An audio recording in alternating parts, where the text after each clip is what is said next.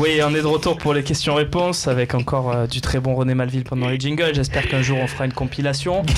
On commence ces questions-réponses avec une question de Job 314. L'OM a-t-il réellement une chance dans le dossier Tielemans quand on voit la concurrence et surtout pour jouer où? Alors ça répond un peu à ce que tu disais tout à l'heure sur Lopez. Si on peut recruter au poste de Lopez, ne nous gênons pas. Ça fait partie des joueurs qui pourraient bien s'intégrer, tu penses, au projet Garcia? Après, ce joueur-là, je ne peux pas m'avancer dessus parce que j'ai pas. Tu l'as pas assez vu? Suffisamment vu de matchs, non. C'est honnête. Du tout. Donc pourquoi pas. Après, si vraiment ça se confirme, pourquoi pas me pencher sur les matchs. Moi, si je dois regarder un match, je le regarde. je le regarde. Mais voilà, non, franchement, la question. Mais en tout cas, si il joue au poste de Lopez et qu'il a le même profil que Lopez et que ce joueur est performant, oui, il faut le recruter. Il faut surtout pas, en fait. Voilà, il faut surtout pas. Donc pour jouer où, faut oublier déjà la question pour jouer où. S'il est bon, on prend quoi. Bien sûr. Jouer où, je pense que c'est pour jouer où à la place de qui, tu vois, parce que oui, mais ça, voilà. Parce que pour jouer où, c'est milieu relayeur. Mais c'est un peu le problème quand même de pas mal d'internautes ou de personnes. C'est une critique facile. Je comprends pas. À chaque fois, on dirait qu'on va jouer une saison avec 11 joueurs. C'est-à-dire qu'il faut surtout pas recruter un gars à un poste parce qu'on l'a déjà. Mais c'est pas possible de réfléchir comme ça. Tout simplement. C'est impossible de réfléchir. C'est ce qu'il disait. C'est ce que je disais, ouais. On est tous d'accord. C'est une opportunité. L'exemple parfait, c'est Monaco qui n'a jamais aligné la même compo. Donc voilà. Par contre, c'est Monaco qui est en pôle d'ailleurs dans ce dossier Tielemans. Qui est en pôle, mais tout le monde, même les grands clubs anglais vont être sur lui. Il fait une saison énorme. Oui, on en avait parlé cet hiver, c'était peut-être la bonne idée de l'hiver. Je crois que c'était Maxence pour Payet et peut-être Abdenour signe pour Steph.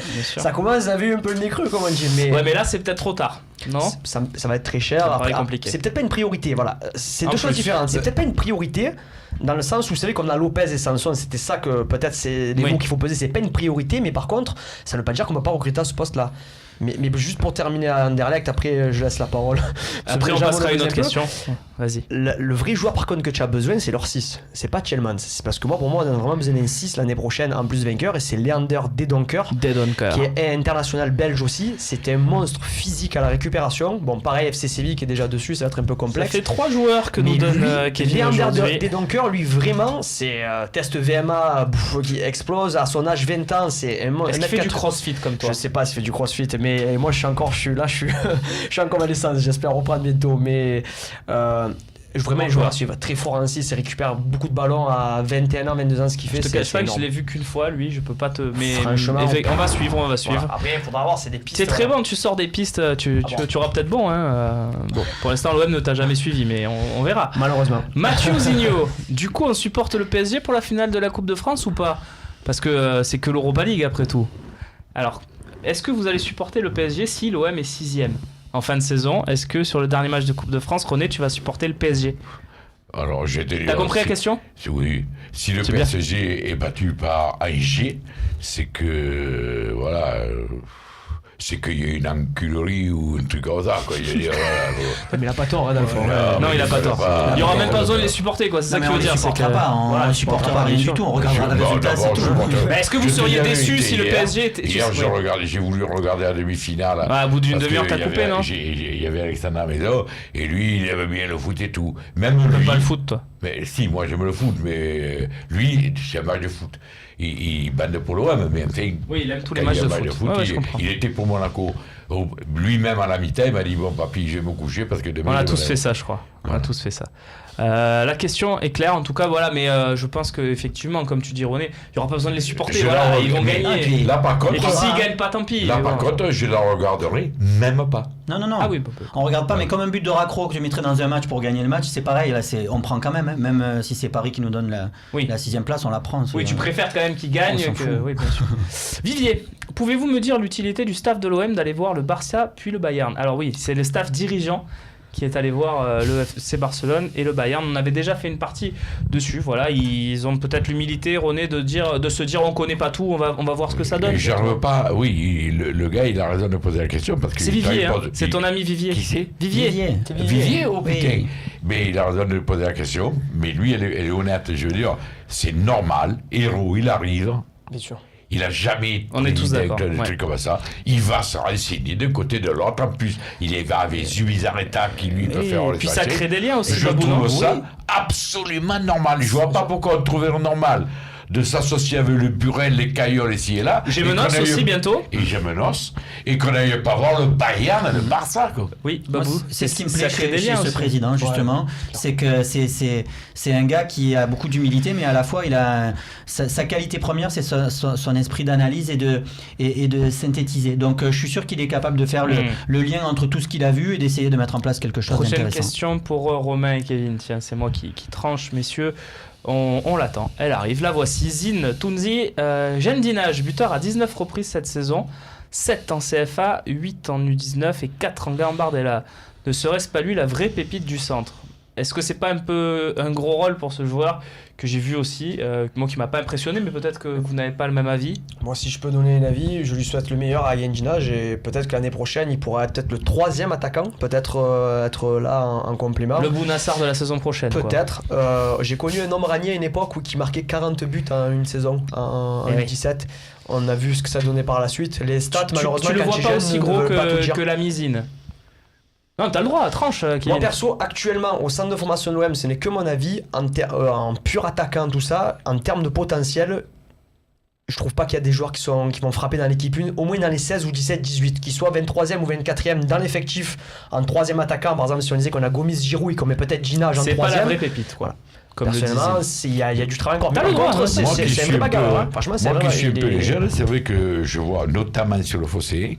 Et grâce à notre ami Romain Canutier, son excellent réservoir. Non, c'est pas. Si. Non, c'est dans le topic.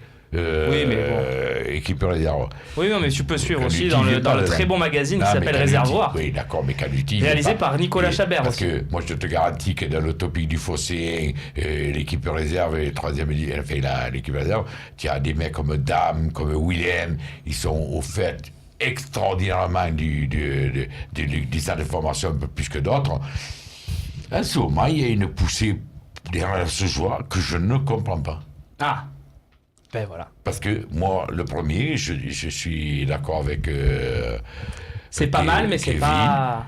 Attention, c'est un bon joueur, mais. C'est un très bon joueur. Peut-être que dans un an encore, il sera vraiment plus fort. Je vois pas dans l'ambition qu'a Hérault, voir un joueur comme ça frapper à la porte. Très bien. Un avis de Romain pour conclure ce débat ? Déjà, il faut saluer la saison de ce joueur. Exactement. Mettre 19 buts dans une saison, c'est très bien. Pour sa première saison à l'OM.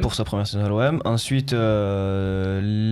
cette question-là, il n'y a que Rudy Garcia qui peut répondre. Et je pense que si ce joueur-là remplit les critères du coach, remplit les... Mais tu crois que s'il remplissait, excuse-moi de te couper, mais s'il remplissait les critères du coach, comme tu dis, tu crois qu'on l'aurait pas déjà vu un peu dans le groupe, on a pris Rabillard avant lui, donc c'est qu'il y a bien quelque chose à différent. Bien sûr, non, mais après, il y a l'exemple Maxime Lopez. Maxime Lopez, avant qu'il explose, entre guillemets, il y en a beaucoup qui en parlaient. Beaucoup qui disent quand c'est qu'il va jouer Lopez. Mais on n'en parle pas autant que Maxime Lopez, quand même, du petit Dinage. On en parle un petit peu. Non, mais voilà, moi, ce que je dis, c'est qu'il n'y a que Rudy Garcia qui pourra répondre à cette question, tout simplement. Très bien.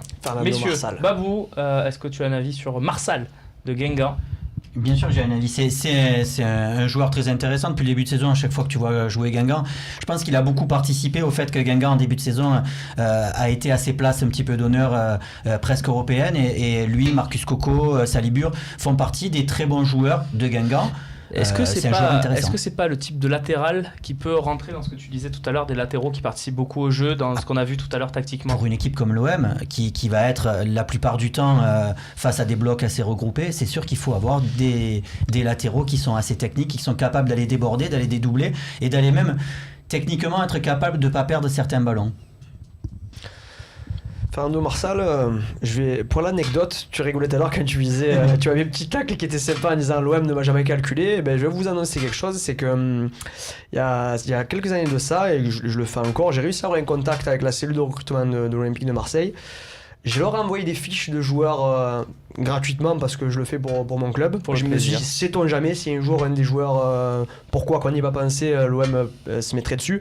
Fernando Marsal, je le connais depuis qu'il joue au National Madère. Et c'était l'un des meilleurs latéral gauche du championnat portugais. C'est pour ça qu'il a signé au Benfica de Lisbonne. Malheureusement, après, c'est un club comme le Benfica, comme Porto, où il y a beaucoup de trade joueurs. C'est-à-dire que des fois, il arrive. C'est pas une question de niveau. Des fois, il y a des joueurs qui jouent pas. Moi, je suis pas surpris que cette année il réussisse à Guingamp et qu'il fasse autant de passes décisives. Et il est assez complet aussi, parce qu'on parle de ses passes, mais il est bon aussi dans le jeu. jeu, c'est vraiment un bon latéral. C'est un peu comme Ricardo Pereira, ce que fait à Nice. C'est-à-dire, c'est des latéraux, ce que dit Babou, qui vraiment, si l'année prochaine tu veux peut-être aller chercher 2 gars dans les couloirs pour avoir un jeu très offensif et assez complet, c'est peut-être des mecs qu'il va falloir se positionner. Tu l'avais proposé à l'OM déjà.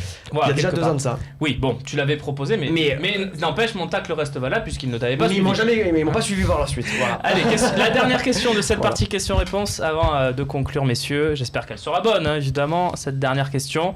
Là, ils sont en train de la trier, la choisir. La voici. Un petit tu préfères. Voilà, j'aime bien. On va remettre notre écran, mais je vais la lire d'abord. Vous préférez gagner l'Europa League et terminer 10e ou pas passer les phases de poule et être champion de France?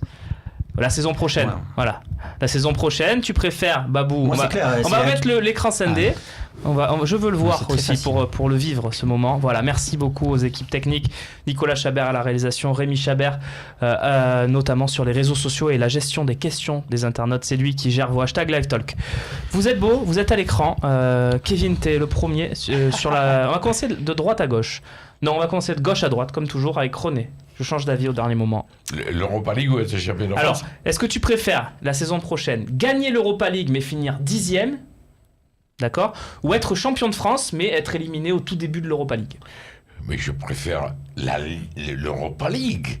D'accord. Quand de mon trophée, moi, il y aura 2 étagères qui a des gains qui n'en a même pas une. Alors, il a tout dit. Et puis en plus, c'est pas ça, c'est que tu gagnes l'Europa League, tu es qualifié déjà la en Ligue des Champions. Champion de France ou plutôt l'Europa League pour Romain? Ça, non? Ben, on va voir. Non, mais déjà, je pense que dans le contexte dans lequel est l'Olympique de Marseille, on n'est pas en mesure de hiérarchiser les trophées déjà. Je pense que si on arrive à être champion de France, c'est très beau. Si on arrive à gagner l'Europa League, c'est très beau. Mais toi, tu préfères quoi? C'est à toi que je parle. Pour le prestige, avec le contexte du projet, etc., je pense que l'Europa League, ça peut être plus bénéfique à l'Olympique de Marseille au niveau de l'exposition européenne. C'est bien, faut trancher. Tu vois, tu préfères. C'est ça. Tu préfères, Babou. À un moment, mais alors sans réfléchir, être champion de France, mais sans problème. Ah ouais? C'est-à-dire que c'est qualificatif aussi pour la Ligue des Champions, il n'y a pas que le premier qui est qualifié aussi. Et c'est qualifié direct avec le titre en plus. Mais surtout, l'Europa League, je dis pas que ça peut être un hasard de la gagner, mais je dis que certaines équipes qui ont gagné l'Europa League, quelquefois, avec certaines équipes qui la jouent moins, avec certaines pas programmé équipes... pour... Ouais, tu peux le faire. Lyon peut peut-être le faire cette année, alors que voilà. Par contre, gagner le championnat de France, pour moi, ce serait un vrai exploit. Et rien que de voir la tête d'Olas, tu vois des qu'elle est Parisiens. pas con la question, René. Non, mais attends, ça se qualifie pour la Ligue des Champions, d'accord, mais si tu gagnes l'Europa League, putain de mais tu gagnes la Ligue 1, là, tu gagnes le championnat. La Ligue 1, Paris ne l'a pas gagné, Lyon ne la gagne pas non plus. Monaco non plus. Moi, je veux voir la tête des présidents. Moi, là, ça, pour moi, c'est un vrai exploit. D'abord, tu n'as pas l'Europa League, d'accord, tu es premier. Mais Babou veut la Ligue des Champions dans 2 ans. Tu fais la Ligue des Champions, ça sait très bien que tu n'as pas l'Euro. Moi, je veux construire d'abord dans mon pays avant d'aller conquérir l'Europe. Oui, mais il a le droit. Il a le droit. C'est un tu préfères. Moi, je veux. Si j'ai la Ligue des Champions et la Ligue Europa, avant qu'on rattrape le palmarès de l'OM. Oui, mais ça, c'est Kevin, conclusion avec Kevin, qu'est-ce que tu préfères? L'Europa League, parce que c'est la seule course qui nous manque dans la vitrine. Seul contre tous, Babou, mais j'ai apprécié ton panache. Mais c'était très beau. Regardez ça, très intéressant. Seriez-vous déçu si la saison prochaine, l'avancante de l'OM sera Olivier Giroud? Olivier Giroud aurait été mieux dans la formulation, mais c'est pas grave, messieurs. Oui, c'est pas possible. 51% des gens seraient déçus que l'avancante de l'OM soit Olivier Giroud la saison prochaine. On est peut-être devant la première faute de communication de la direction, c'est-à-dire que maintenant, 1000 votants. On a trop d'attentes. 1000 votants. On commence à avoir des attentes de folie. Mais non, mais ils ont raison. Ils ont raison. Non, mais c'est possible dans le sens d'avoir une ambition encore supérieure, mais là, c'est impressionnant. Donc 51% seraient déçus d'avoir l'avancante de l'équipe de France. Oui, allez, moitié-moitié. Merci messieurs, merci Romain d'être passé nous voir. Il faut les voir le nom des votants. 1000 votants, il y en a 1000 votants. Tu iras sur Twitter, c'est facile à trouver. 1000 votants, en tout cas Romain, merci d'être passé nous voir. C'est Château-Gombert et la saison prochaine à Gémenos.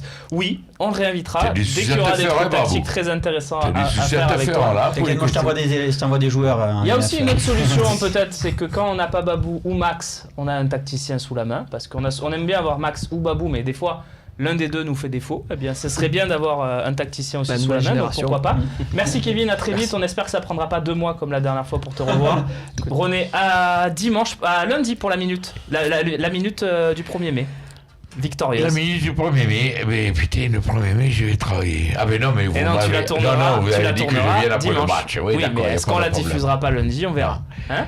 Vous la diffusez pas lundi? J'en sais rien, tu verras avec nos équipes.